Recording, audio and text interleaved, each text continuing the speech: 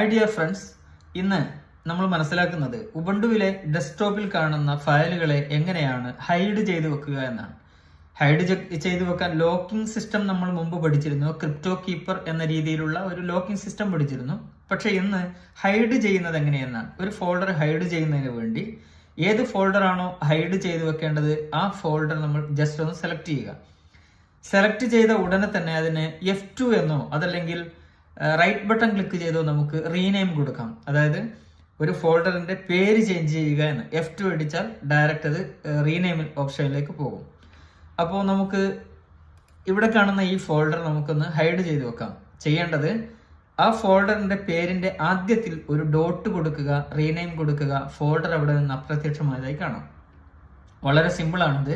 പക്ഷെ എവിടെയാണ് ഈ ഫോൾഡർ കിടക്കുന്നത് എന്നറിയുന്നതിന് വേണ്ടി നമ്മൾ ചെയ്യേണ്ടത്, ഡെസ്ക്ടോപ്പിലെ അല്ലെങ്കിൽ ഹോം പേജിലേക്ക് പോയാൽ അവിടെ ഈ ഫോൾഡറുകൾ ഹൈഡായി കിടക്കുന്നതായി കാണാം.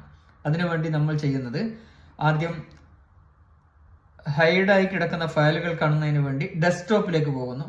എവിടെയാണോ നിങ്ങളുടെ ഹോം പേജ് ഉള്ളത് അവിടേക്ക് പോവുകയും അവിടെ നിന്ന് നമുക്ക് ആ ഡെസ്ക്ടോപ്പ് ഐക്കണിലേക്ക് മാറുന്നതിന് വേണ്ടിയുള്ള ഓപ്ഷൻ കണ്ടെത്തുകയും ചെയ്യാം. ഉദാഹരണത്തിന് ഡെസ്ക്ടോപ്പിൽ ക്ലിക്ക് ചെയ്താൽ ഹോം പേജിലേക്ക് നമുക്ക് എത്താൻ പറ്റും. ചിലതിൽ ഹോം പേജ് ഡയറക്റ്റ് ആയി കാണുകയും ചെയ്യാം. പല ഡോട്ടഡ് ഫയലുകളും വൈറസുകളായി മാറാൻ സാധ്യത കൂടുതലാണ്. പക്ഷെ നമ്മൾ ഹൈഡ് ചെയ്ത് വെക്കുന്ന ഫയലുകൾ ഇതുപോലെ വൈറസിന്റെ പ്രശ്നങ്ങൾ ഇല്ലാതെ തന്നെ നമുക്ക് സൂക്ഷിച്ചു വെക്കാൻ പറ്റും. അതുകൊണ്ട് തന്നെ ഹൈഡ് ചെയ്ത ഫയലുകൾ കാണുന്നതിന് വേണ്ടി Ctrl+H എന്ന് ടൈപ്പ് ചെയ്താൽ എല്ലാ ഹൈഡായ ഫയലുകളും നമുക്ക് ഇവിടെ കാണാം. ഇനി വീണ്ടും ഹൈഡ് ചെയ്യുന്നതിന് വേണ്ടി Ctrl+H വീണ്ടും അടിച്ചാൽ നമുക്ക് ആ ഫയലുകളൊക്കെയും ഹൈഡായി കിടക്കുന്നതും കാണാം.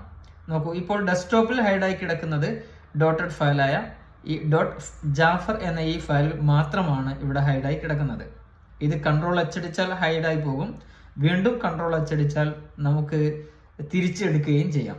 ഇത് ഡെസ്ക്ടോപ്പിലേക്ക് വീണ്ടും കൊണ്ടുവരുന്നതിന് വേണ്ടി ജസ്റ്റ് ആ ഡോട്ട് ഫയലുകൾ മാറ്റി കൊടുത്താൽ മാത്രം മതി. ഡെസ്ക്ടോപ്പിലേക്ക് വീണ്ടും ആ ഫയൽ അവിടെ തന്നെ കാണാൻ പറ്റുകയും ചെയ്യും. ഇത് വളരെ സിമ്പിൾ ആയിട്ടുള്ള ഒരു ട്രിക്കാണ്. പലപ്പോഴും നമ്മുടെ ഡെസ്ക്ടോപ്പിലുള്ള ഫയലുകൾ ഡിലീറ്റ് ആയി പോകാൻ സാധ്യത കൂടുതലാണ്. അതുകൊണ്ടാണ് ഇത്തരം ഫയലുകൾ ഹൈഡ് ചെയ്ത് വെക്കുന്നതിന് വേണ്ടിയുള്ള ഓപ്ഷൻ ഉബുണ്ടുവിൽ കൊടുത്തിരിക്കുന്നത്. ഇതേപോലെ റൈറ്റ് ബട്ടൺ ക്ലിക്ക് ചെയ്തും വേണമെങ്കിൽ നമുക്ക് റീനെയിം കൊടുത്തുകൊണ്ട് ഹൈഡ് ചെയ്ത് വെക്കാവുന്നതാണ്. മറ്റൊരു മനോഹരമായ വീഡിയോയുമായി, ഉബുണ്ടു ബേസ്ഡ് ക്ലാസ്സുകളുടെ മനോഹരമായ വീഡിയോയുമായി നമുക്ക് വീണ്ടും കാണാം. Okay, by.